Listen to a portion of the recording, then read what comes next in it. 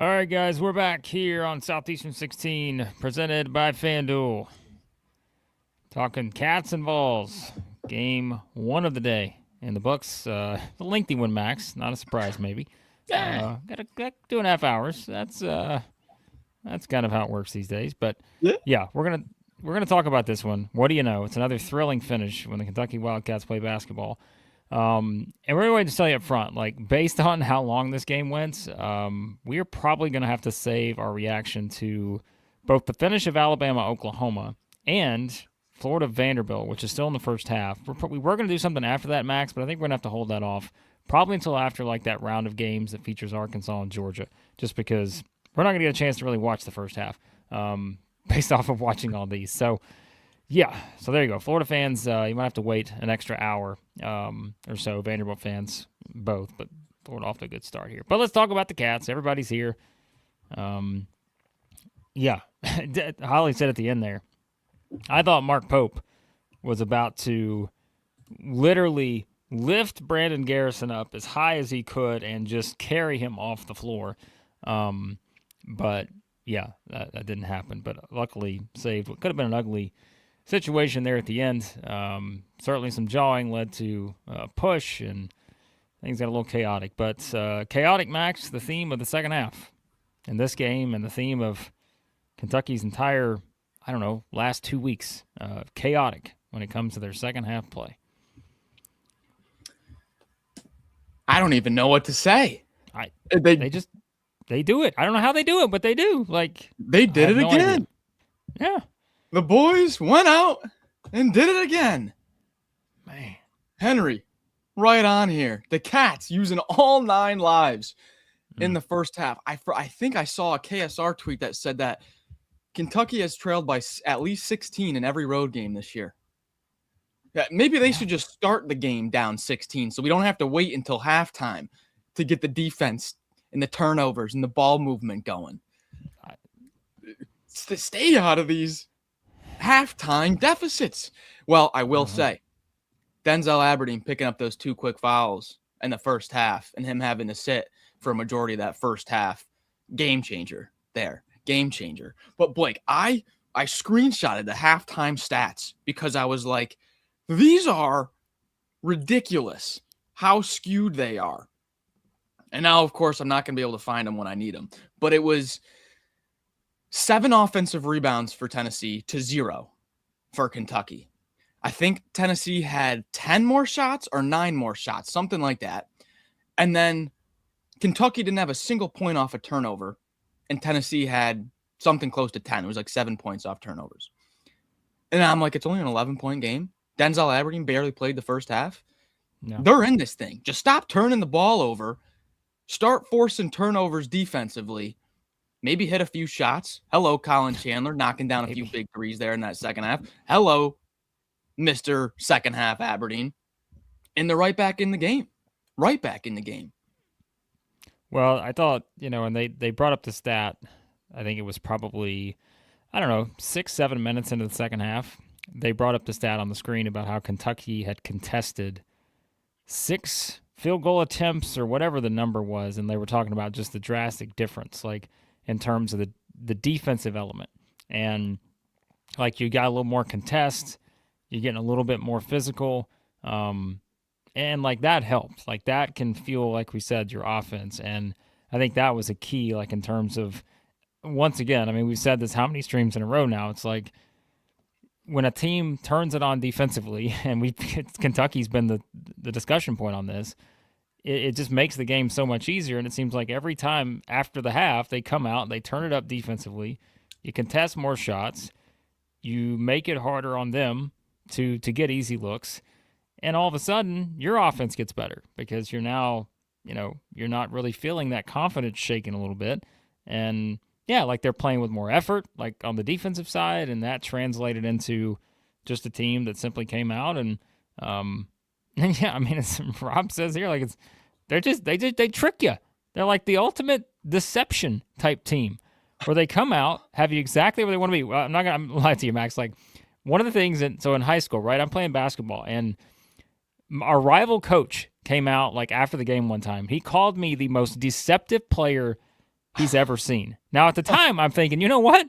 He's saying, here's this unathletic white guy who looks like he shouldn't be able to do anything, and yet he came out there and scored 25 on us, right? But, like, when you think about Kentucky and the way they're playing, like, they are the ultimate deceptive team where they are, in the first half, looking like a team that you're like, all right, we're just going to coast in the second half. We're going to be fine. This team can't shoot it as well as last year. They can't do this. They can't do that. And then what do you have? I mean, they come out defensively. They say, hey, different teams here. And boom. Like, they do it, man. So, of course, quick shout out, too, of course, yes, as well, to the Southeastern 16 KOD. Took a couple weeks off, but that thing is back with a fury. Back with a fury right now. So, yeah. We got some super chats rolling in here. I don't want to miss them. Grayson with a $2 super chat. Appreciate it. What they gonna say now? What are they gonna say now? Nothing. Same thing we say every game about this team. Like, man. The haters they ain't got a lot to say though right now. Alex comes in with a $5 super chat. Finally finding offense. All caps, baby. Haven't caught a live, but they were so bad. I just wanted to listen to the video recaps. We're back. Go Cats, baby. Down, but not out. What a second half. I'm telling you, I'm going to reiterate what a second half there for Collin Chandler, because Denzel Aberdeen is rightly going to get all the credit here. Aberdeen's been incredible stepping up without Jalen Lowe. Running the show, 2 assists, only 0 turnovers for Aberdeen. Steady hand. That's what one thing I said coming into the game. Who's gonna, just calm the offense down and get a good shot there? Denzel Aberdeen really stepping up here, but Collin Chandler, how about that steal late there? The steal to get and then the pass ahead, tough pass. Gillespie's kind of baiting Chandler into the pass a little bit there, trying to draw a steal. Trying to draw a steal there on transition opportunity there. And the big threes, Collin Chandler been struggling with his outside shot lately. Bill's right on here with Mo Diabate with the offensive rebounds. I thought him picking up his fourth foul, that was a pivotal moment there. Kentucky able to get through those minutes without Mo D on the floor. Man, credit the second half Cats there. Yeah, the Collin Chandler steal. I know everybody's bringing that up in the chat. That was a big one. Obviously getting Oweh going because, like, the announcer jinx, whether anybody wants to say it or not, Max is a former play-by-play guy here. Like, the announcer jinx in full effect here. Like, they're talking about how Oweh's done nothing, and then what happened, like, Oweh just went off after that, made a couple big plays, and, yeah, like, that's just an obvious type thing. It seems like every time. So, but to Chandler, made a couple big plays. I mean, not just on the defensive side, right? Hit a couple big shots, I thought. And, yeah, it was just, again, different moments in the game where all of a sudden you're feeling Big Mo. And we're not talking Mo Diabate here. The Big Mo is starting to swing in Kentucky's direction.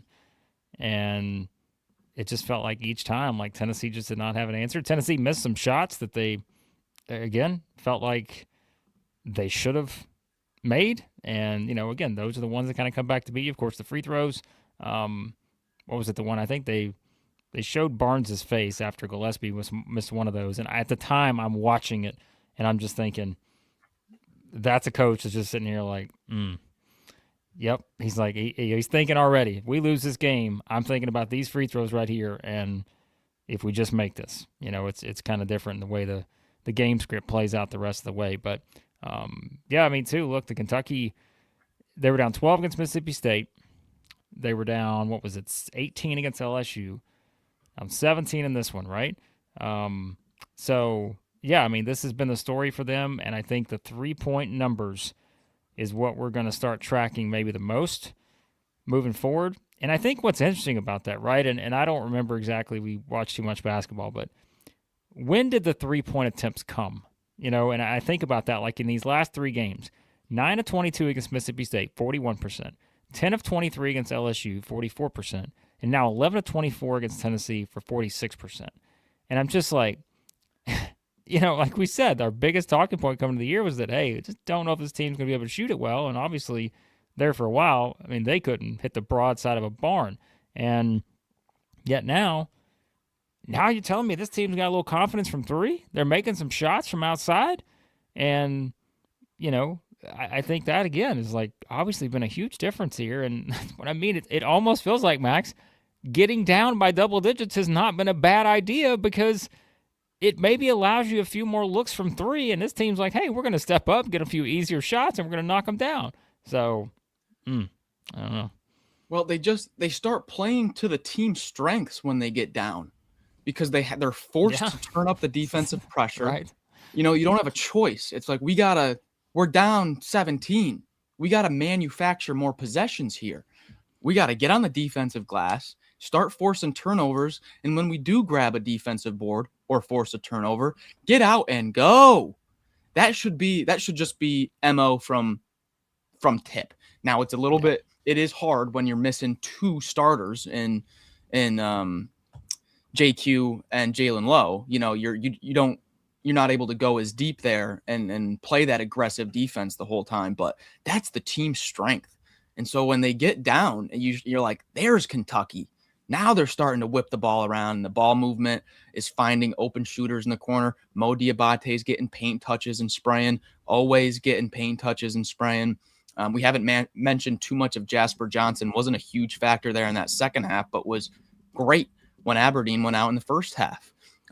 Jasper's gaining a little bit of confidence there, and he helps the spacing. Are you going to be able to rely on 46% shooting?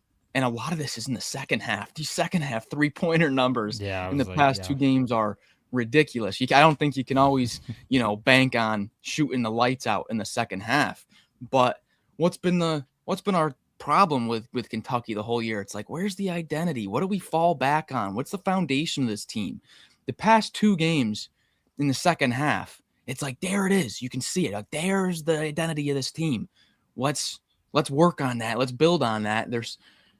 Moreno's turnaround buzzer beater. Look at how much that means now. Just one game later. Season saver, guys. That's why we were so excited last time. Yeah, because remember, the discussion we're having going into LSU, like I said it the other night, I'm like, hey, if you're looking at the resume right now, Kentucky does not have a great resume in terms of like their NCAA tournament outlook. And people were this week, even us included, probably before the LSU game, we're saying, hey, I'm not sure they're going to make the tournament when you look at kind of their schedule. And I know I put out the Big Ten and Big 12 were not happy with my tweet yesterday where I put out the ESPN BPI remaining schedule ranks. And Kentucky had the number one at the toughest schedule in the country the rest of the way. And there are people like, how is that even possible? I'm like, it's clearly possible. They're playing at Tennessee. They've still got road games at Vanderbilt, Arkansas, Florida, Auburn, Texas A&M. And you've still got multiple games again against Florida. You've got they got a lot of tough games, and this was one of them. And they won. And they found a way to come out and win. And now, what this does for you resume-wise, last bracketology, was that on Tuesday we did? They were, what were they, a 10 seed? Were they? I think they were a 10 seed. I could be wrong about that. I'm pretty sure they were something, 8, 9, 10. 9 or 10 probably. It wouldn't have been any higher than that. But now you go win on the road at LSU. You win on the road at Tennessee. And so that's, like you said, a resume-building performance right there. And that's exactly what you need because, like I said, they're still going to have some tough games the rest of the way. And this by no means is the end of the season. But, dude, finding a way to win these two games the way they did this week, not only is it important for your resume, but the psyche. Holy cow. Like, you got a team that's completely flipped its identity, it seems like, in the past 2 weeks. And, think about it. 10 days ago, after they lose that game against Missouri, think about the conversations we're having. And now, oh, yeah. Come on. So one more quick thing on the Cats, because I do want to talk a little bit about the Vols angle of this as well. If you told us, Blake, before the game, okay, Owe is going to shoot, what was he, 3 of 11? I think he was. Yeah, 3 of 11 from the floor. And Cam Williams is going to get the start, but he's only going to make one shot, and it's not going to be a 3. And Malachi Moreno is going to play 22 minutes, and he's only going to score 3 points. Okay, it's impossible for Kentucky to win. Impossible. Oh, and Mo Diabate is going to foul out 27 minutes. Collin Chandler and Moreno will both have 4 fouls by the end of the game. There's no way they win. There's no way. They just did it. Like, imagine if you get an efficient night out of your usual guys there. So thought that was even more impressive given, those games from the usual suspects for the Cats. For Tennessee, Blake, now down to 21st in KenPom. That's the lowest they've been all season after starting the year ranked top 10.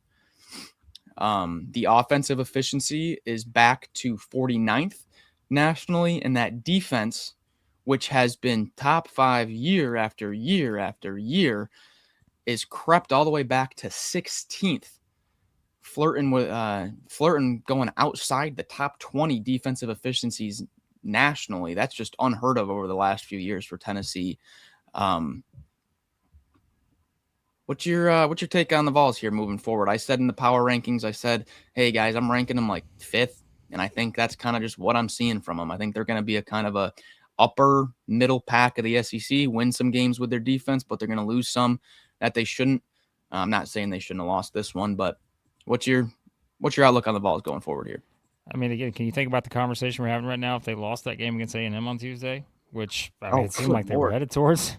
That's why that was such an important win for them, because that would have been, you're talking about a team that's on a 3-game losing streak, possibly 1-4 in SEC play, but now getting that, does give you a little bit more wiggle room. I say that knowing that their next 2 games, again, are at Alabama and at Georgia. So I think with Tennessee now, like we've said all year, it's kind of one of those where the defense has to stay at a certain level.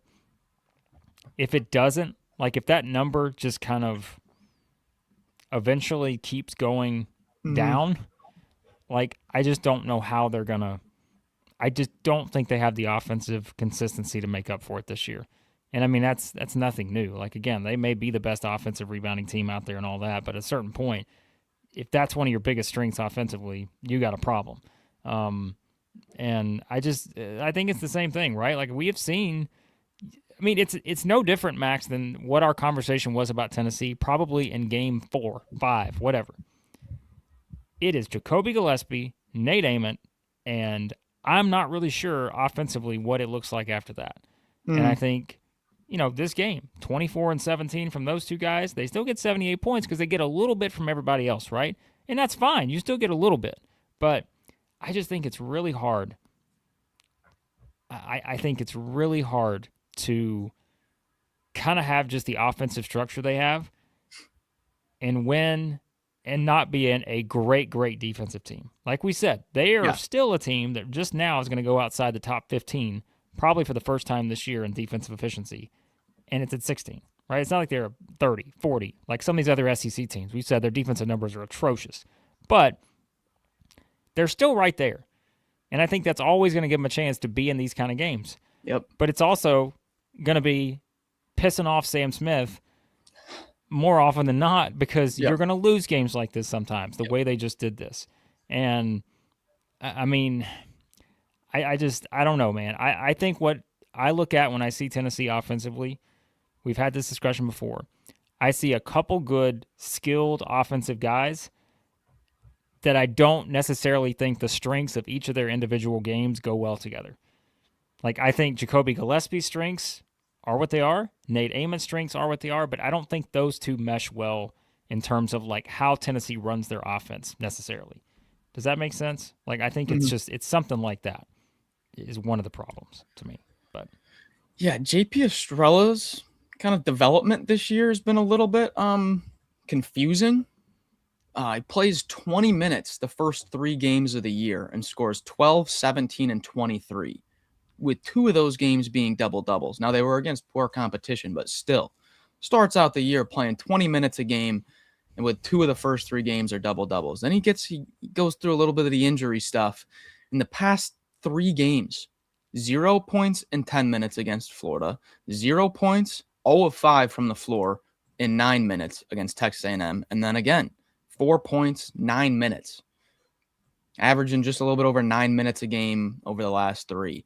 That's a little bit of a head scratcher for me, just given how he started the season, but he has been dealing with the injuries. And then same thing with Amari Abram. Amari Abram playing about 15, some few games over 20 minutes, knocking down a few big shots. The last 4 games hasn't reached double-digit minutes in a single one of them. So it's the development of a few of these offensive threats, I'll call them, for Tennessee. You know, we love JP Estrella's offense around the basket, and Amari Abram, you know, spacing the floor. Both of them have seen their minutes go in the opposite direction. And I don't know if they come back around. I'm not really sure what to expect here from this offense moving forward. I also want to add in this because I think for everything I said, okay, for everything I just said, something to keep in mind here. Jacoby Gillespie, this is just a wild stat, right? He's now shooting 87% from the free throw line this year. He has missed 8 free throws this year, Max Barr. 8, according to this. Now, I assume this has been updated. They played 17 games, or has this not been updated? Nope, sorry. Okay, hold on. So this hasn't been updated. Blame ESPN. They haven't updated their stats for this game yet. So, entering this game, he had missed 8 free throws all year, was shooting 87%, right? And then he misses 4 in this game. Yeah. And so it's like, that's also one of those things where it's just like the averages. Hey, how often does he probably hit those free throws, right? And the season tells us he's probably knocking those down in, let's say, 8 out of 10. But this wasn't one of those 8 out of 10s. It was the 2 out of 10. And so, again, how do the game script plays out from there when you miss a couple of those free throws? And I mentioned, you know, kind of just the look on Rick Barnes' face as he's watching that. He's got to be thinking, you got to be kidding me right now. So I don't know, man. I think this Tennessee team has a ceiling that is not as high as the recent ones. I don't think that we have ever really changed our mind on that. We've kind of been there all season. And we've kind of said, hey, they're a team that typically does pretty well holding serve at home. But we also said, hey, it's, you know, who's the team that has had Tennessee's number in that building? It's been Kentucky. And the streak continues now, right? So, I mean, that's it. So, yeah. Can't lose your home games and expect to be a title contender in this league this year. Yep. We're now 5 games into the conference season, and the Cats rank top 2 in the SEC through 5 games. Small sample size, I know, but they rank top 2 in 2 categories. One of them is turnover rate defensively, turning over teams on 18% of possessions, right up there. But what is the other category? It's not both offense and defense here. This is an offensive category now. What's the other category the Cats are top 2 in the SEC in through 5 games? What is it? 3-point shooting. Oh, well, yes. Okay. I should have known that after bringing up the stat earlier. Yes. 38.7% through 5 games so far. They're knocking down outside shots when they need to, a lot of them in the second half, and they're turning teams over. I don't expect that 3-point number to stay up there at 38.7%. That's pretty high for this team. But I do think that turnover rate, that steal rate, about 18, 20% of possessions they're forcing a turnover, bang, that's sticking, I think. I was going to say air balls. Yeah, not that one. There's probably a stat out there for that. We don't have a metric for that. I don't have a metric for that. All right, we got a lot of you people in the chat right now. A lot of you. We're looking at our screen here between YouTube and Twitter. We almost got 2,000 people watching at the moment. So I'm going to drop a little link here in the chat. Become a member of Southeastern 16. We keep telling you about it. You can see all the people that have the little membership things beside their name. They are members here. And, we got a lot of excited fans in the chat. We got some not so excited fans for the Tennessee Vols, but Kentucky fans are saying, hey, we're here. Woo! My goodness. We got some rowdy fans in the chat ready to talk some SEC basketball. And I just blinked and LeBaron Philon made 2 threes in a row and tied the game. See, that's the problem. Like, my internet's not working that well, so I'm not even getting a chance to watch any of these games right now. So because otherwise our stream would be completely a mess. What is it? So yeah, well, it's how it works. But so that's why we're gonna kind of hold off on reacting to these games until probably after that Arkansas Georgia game. We'll combine all those together. Yeah, but for now, become a member. You get all the bonus content here at Southeastern 16, including our weekly mailbag. You get to join in our SEC predictions live, so you can heckle us, all that fun stuff, while we're making predictions live. See who gets the Southeastern 16 KOD next. And yeah, you can check all that out here by becoming a member. Sign up as an MVP or legend here at Southeastern 16. Darian Reed got hurt? Again, I'm just not able that. to watch the games right now. I know. I'm That's trying to multitask. I'm going to be, after we finish this stream in a few minutes, I'm going to be going back, watching the entire first half of Florida Vanderbilt, and watching probably half the second half of Alabama and Oklahoma. So, and Jalen Washington just beat the buzzer. Florida Vanderbilt is on pace to be 90-90. Oh, we're in for a heck of a day, lads. Come on. Yeah, it's good basketball. Hey, Blake, real quick. You usually like to look ahead on schedules, and I jumped the gun on you. Oh, yeah. Kentucky's got a double home week next week. Yep. Against two Texas very and Ole Miss. Winnable games. I mean, Texas and Ole Miss are both playing some of their better basketball, but hey, that's not, Florida and Vanderbilt teams, ranked up at the top. No, I mean, two winnable games. Yeah, the opportunity's there. And that's where, again, if you win both next week, you go to 5-2. Yep. We don't ever want to get ahead of ourselves in this league, but if you do, you go to 5-2. And then you're at Vanderbilt and Arkansas the next week for probably, as I'm looking down, that's your toughest remaining week of games probably the rest of the way. So, I say that. There's still you got an interesting schedule. Like I said, I can see why ESPN's metrics may have rated as the toughest just because you are still talking about going into this game, they still had 2 games against Tennessee, 1 against Vanderbilt, 2 against Florida. And all that, so I can see how that would have played out. So, yeah. Entering this game, Torvik has not updated yet, but entering this game, Kentucky had a 52.1% chance to make the tournament. I think that shoots up like 70 now. That's a huge win for your resume. Oh yeah, I think that, like we said, this is one that can push you up a couple seed lines just based off of kind of where they were at. So. Like we said, a lot of rowdy fans in the chat. Calling them the rowdy chat today here after this game. Fired up Kentucky fans. They've been waiting on this for a while. Because like we said, it had been a roller coaster ride. Still is when it comes to first half and second half. But you'll take 3 wins in a row right now based on kind of where they were, again, 10 days ago. 10 days we're talking here. Yeah. And this has been completely kind of flipped the script a little bit. Not all the way, because you still want to see more first half consistency, but it's easy to understand why you think this team's got a much higher ceiling and all that. So, all right, let's get to a couple things here on the way out. Tim, we do not control the ads here. Nothing we can do about it. So it's just a YouTube thing. They're going to throw ads in unless you pay for the premium, I guess, or whatever they call it. So, yep. I can't even watch 2 games at once. Yeah, I don't. We don't know how to do all that, Tim. So don't blame us there on that. They got to make some money somehow, right? Justin says, glad I'm wearing a Kentucky hoodie. Well, let's all just be perfectly clear here, all right? I know it's blue, but it's the LA Rams hoodie. Old faithful here. We do have a big NFL weekend. So there you go. So hey, did you see Drake May and the little Drake May and Bishop Boswell went to the same high school graphic that got put up there? Yeah, I didn't know. That. Bishop Boswell and Drake May. Yeah. All right. Out there eating lunch together. I Patriots. I don't know what grades they were in, but Patriots magic. Having a little pizza and chocolate milk, probably. The USA lunch staple. America. Pizza and chocolate milk for lunch. Yep. Nice. After you have your frosted flakes and big Thomas bagel with cream cheese. Tell us in the chat.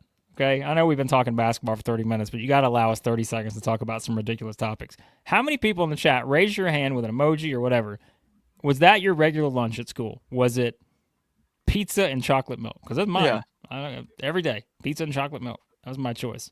Now that I think back, I'm like, Who does that anymore? Does anyone out there still do pizza and chocolate milk at the same time? There's no way. Boy, it was a beautiful Saturday morning here in my neck of the woods. I did a Greek yogurt and fruit bowl to get my SEC Saturday started. What did you how'd you get the day started today? We had a nice smoothie. Had some blueberries in there, little strawberries, little banana. Yeah, you are a smoothie guy. Oh yeah, big smoothie. Look at all these hands going up in the chat. We've reached that portion of the show. Everybody's like, hey, that was it. How did you guys get your SEC Saturday started today? Oh. Maybe forego the food, went straight to the cup of Joe. Just want to get up and going. That's the thing. Like, do you prefer the early games, or do you prefer? Like, tell us that. No matter who you're a fan of, do you prefer like the early tip, get it done for the day, move on to some fun activities at night, or do you prefer like, hey, now give my team a late game tip? So here's a great one from Iron Kentucky. Hold on. I had a big old cinnamon roll. Calories don't count on a noon game day, or calories don't count on game day. Either one. Like, yes. I'm with you on that. I love that. I'm with you on that. Yep. Wow. Shout out to Steven here. He's a member here at Southeastern 16, supporting the channel. We appreciate that. We got Waffle House. No. I'm hoping Holly didn't do rectangle pizza for breakfast. I hope that was the high school lunch. If I had it available, I would have done it, but I don't. But it's not available to me today. So. If that's how you want, a little leftover pizza for breakfast on a Saturday morning, come on. You know what? We got such a good chat going right now. Let me see. Do we have any memberships to give out?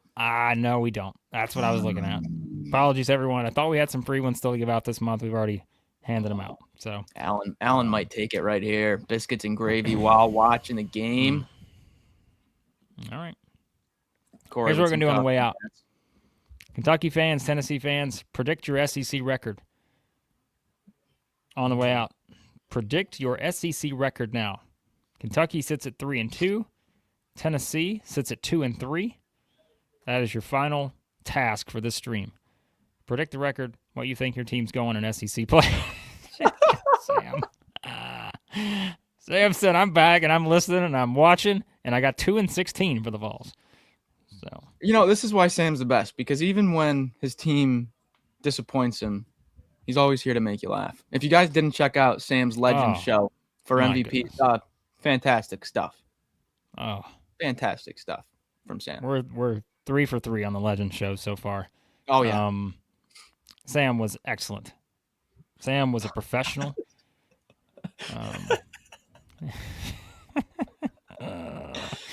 Everybody's just getting on Sam. Sam said he took Bucky McMillan to lunch this week while A&M was in town, so he's already trying to lure him there. See, he's way ahead of us. Yeah. This Alabama-Oklahoma game looks great. I've not seen a single second of this since like the 14-minute mark. So, unreal. I may or may not have tied in a parlay. Support the channel. Leave us some super chats to help us get a studio so we can watch these games at the same time, have quality internet, and all that. But I don't know. So, all right. When are we going to be back? So here's the deal, guys, because, again, we've not had a chance to watch. I haven't watched a single second of Vanderbilt, Florida. So I need to catch up on that game. I also need to catch up on the finish to Alabama, Oklahoma. And I'm not going to talk about the game without having watched any of it. So we are going to hold off our thoughts on those two games and Missouri LSU. Oh, this is going to be whew. This 5 p.m. Central stream after Arkansas, Georgia is going to be a doozy because we're going to have 4 big games to talk about. Florida, Vanderbilt, Alabama, Oklahoma, Missouri, LSU, Arkansas, Georgia. I don't know how we're going to put it all in the title. So if you want to come back and talk about those 4 games, we're going to do it approximately around 5 p.m. Central time. That is what we're thinking right now because we're just not going to be able to catch up quick enough to get back after Vanderbilt and Florida right now. I'm just being honest with you. We're not going to be able to catch up quick enough. It's a crazy day. It's a wild day of games. You're going to get 3 streams today. We're doing one after that, after Arkansas, Georgia, 5 p.m. Central Time, and then we'll be back tonight. If you're a Kentucky fan, come on back because I'm telling you, we got a primetime Saturday awards. And I think Kentucky's going to be in on a few awards today. Yeah. So yeah, I think. we're going to hand out some awards tonight. We'll do the primetime show. That would probably, I'm going to say, I'll be honest, that may be a little early primetime show tonight. We'll see. That one may be, we'll tell you on the next stream. How about that? Yep. Primetime show. For the next Primetime stream. show, as of right now, probably going to be around maybe 8 Central or so. Maybe a little earlier. Maybe a little earlier than that. We'll find out. All right. No, I don't have dial-up internet, Alan. On the way out. There's a lot. On the way out. And Collar. Yes. A&D. Collar.com. Performance Menswear. If you've not been here for an ad read before, stick around because we got a good one here. As soon as I can pull up the ad read, okay? As soon as I can find the copy, it's going to be great. I thought Performance Menswear brand that makes polos, button-ups, quarter zips, pants, you name it. All you got to do is name it, and they'll make it. That's what I read here. So they'll make it. If you name it, they're going to make it. Stretchy, affordable, and make you look good. Ooh. They've invented the work leisure. Sam Smith was not in work leisure attire for the Legend Show. He was in full-on work professional. But if he wanted to be work leisure, he could have had it to our friends at Ann Collar. Stain resistance. You can spill coffee, Coke, beer, anything you want on this thing. Stain resistance. You know what that means. Comfort. A little soft feel. Love a little soft feel sometimes. That's what she said. Wrinkle resistant plus machine washable. Lightweight. They got a great price. SEC 16. SEC 16 for 16% off over at andcollar.com. andcollar.com. You okay over there? Oh, that got me. I wasn't expecting You all right soft over there? feel. Oh, okay. All right. Don't forget about Yearly Company. We'll get to ROKFORM in a second. SE16 kit. SE16 kit over there. 100% off the sizing kit. Yearly Company. And ROKFORM. ROKFORM.com. The world's strongest magnetic phone case. Extreme protection. Super strong magnets. Rock lock. Secure mounting. SEC25. 25% off. Over at ROKFORM.com.